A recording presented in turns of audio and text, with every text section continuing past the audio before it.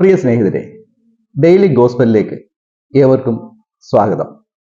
ഇന്ന് സഹോദരങ്ങളുമായിട്ട് പങ്കുവയ്ക്കാൻ ലഭിച്ചിരിക്കുന്ന ബൈബിൾ വചനം റോമാക്കാർക്ക് എഴുതിയ ലേഖനത്തിലെ 8-ാം അധ്യായം 31-ാമത്തെ തിരുവചനമാണ്. വചനം ഇതാണ്: ദൈവം നമ്മുടെ കൂടെയെങ്കിൽ ആര് എതിര് നിൽക്കും? ദൈവം നമ്മുടെ ഭാഗത്തെങ്കിൽ ആര് നമ്മൾക്ക് എതിര് നിൽക്കും? ശരിയല്ലേ? ദൈവം കൂടെ ഉണ്ടെങ്കിൽ പിന്നെ നമ്മളെ ആർക്കും പരാജയപ്പെടുത്താനാവത്തില്ല. നമ്മുടെ എല്ലാ പരിശ്രമങ്ങളും വിജയിക്കുക തന്നെ ചെയ്യും. നമ്മൾ എന്ത് കഷ്ടപ്പെട്ടാലും, എന്തെല്ലാം പ്രതിസന്ധികൾ ഉണ്ടായാലും, ദൈവം നമ്മുടെ പക്ഷത്തെങ്കിൽ, ദൈവം നമ്മുടെ കൂടെയെങ്കിൽ നമ്മുടെ പ്രശ്നങ്ങൾക്ക് ശാശ്വതമായ പരിഹാരം കണ്ടെത്തുവാനായിട്ട് സാധിക്കും. പക്ഷേ ദൈവം നമ്മളുടെ കൂടെ ഉണ്ടാകണം. ദൈവം നമ്മുടെ കൂടെ ഉണ്ടാകാതിരിക്കാനായിട്ട് നിരന്തരമായിട്ട് നമ്മളെ പ്രലോഭിപ്പിക്കുകയും നമ്മളെ തിന്മയിലേക്ക് നയിക്കുവാനായിട്ട് പൈശാചിക ശക്തികൾ ഉണ്ടാകും. അല്ലെങ്കിൽ തന്നെ ദൈവത്തെ കൂടെ നിർത്തുവാൻ നമുക്ക് ഭയങ്കര താല്പര്യമാണ്, നമുക്ക് ഇഷ്ടമാണ്, അല്ലേ? നമ്മൾ ദൈവത്തിന്റെ പക്ഷത്ത് തന്നെയാണ്. പക്ഷേ ചോദ്യം ഇതാണ്: ദൈവം നമ്മളുടെ പക്ഷത്തുണ്ടോ എന്നുള്ളതാണ്. നമ്മൾ ദൈവത്തിന്റെ പക്ഷത്തുണ്ടായിട്ട് കാര്യമില്ല. ദൈവത്തിന്റെ പക്ഷത്ത് അല്ലെങ്കിൽ ദൈവം നമ്മളെ കൂടെ നിർത്തുവോ? അതിന് നമ്മൾ എന്തെല്ലാം കാര്യങ്ങളാണ് ശ്രദ്ധിക്കേണ്ടത്? യേശുനാഥൻ തന്റെ ശിഷ്യന്മാരോട് പറഞ്ഞിട്ടുണ്ട്, എൻ്റെ പിതാവിന്റെ ഹിതം നിറവേറ്റുന്നവരാണ് എൻ്റെ സഹോദരങ്ങളും, അവരാണ് സ്വർഗരാജ്യത്തിന് അർഹരാകുന്നത്. അപ്പോൾ ദൈവത്തിന്റെ നമ്മുടെ കൂടെ ഉണ്ടാകണമെന്നുണ്ടെങ്കിൽ നമ്മൾ ദൈവത്തിന്റെ ഹിതം നിറവേറ്റുന്നവരാകണം. അപ്പോൾ നമ്മളുടെ പ്രവർത്തനങ്ങൾ കുറച്ചുകൂടി നമ്മളൊന്ന് ക്രമപ്പെടുത്തേണ്ടിയിരിക്കുന്നു. നമ്മൾ ജഡിക അഭിലാഷങ്ങൾക്ക്, ശരീരത്തിന്റെ അഭിലാഷങ്ങൾക്കും ശരീരത്തിന്റെ സുഖത്തിനും പിന്നാലെ പോകാതെ ആത്മീയ കാര്യങ്ങളിൽ വ്യാപൃതരാകേണ്ടിയിരിക്കുന്നു.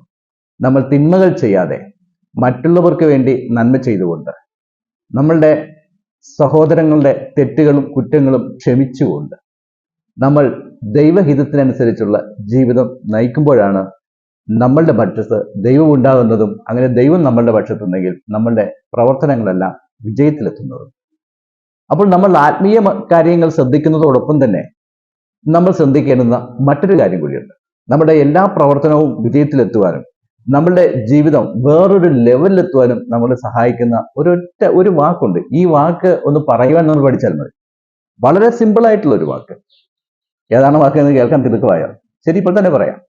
ഒരു തിരക്കും വേണ്ട. നോ, പറ്റില്ല, കഴിയില്ല, എനിക്ക് സാധിക്കത്തില്ല, ഇപ്പോഴെനിക്കതിന് സമയമില്ല. ഇങ്ങനെ ഒരു ഒഴിവ് നമുക്ക് പറയുവാൻ സാധിക്കുമോ? പക്ഷെ നമ്മൾ പലപ്പോഴും ഇങ്ങനെ പറയാറില്ല. കാരണം അവരെന്ത് വിചാരിക്കും? ഞാൻ അങ്ങനെ പറഞ്ഞാൽ, ഇല്ല എന്ന് പറഞ്ഞാൽ അവരെന്ത് വിചാരിക്കും? ഇപ്പോൾ ഞാൻ കൂടെ വരത്തില്ല എന്ന് പറഞ്ഞാൽ അവരെന്ത് വിചാരിക്കും? ഇപ്പോഴെനിക്ക് സമയമില്ല എന്ന് പറഞ്ഞാൽ അവരെന്ത് വിചാരിക്കും? ഈ ചിന്ത കാരണം നമ്മൾ പലപ്പോഴും നമ്മളുടെ കാര്യങ്ങൾ മാറ്റിവെച്ചുകൊണ്ട് നമ്മൾ മറ്റുള്ളവരുടെ നിർബന്ധത്തിന് വഴങ്ങുമ്പോൾ പ്രതിസന്ധിയിലാകുന്നത് അല്ലെങ്കിൽ കുഴപ്പത്തിലാകുന്നത് നമ്മുടെ തന്നെ ജീവിതമാണ്. എത്രയോ പേർക്ക് അനുഭവം ഉണ്ടായിട്ടുണ്ട്.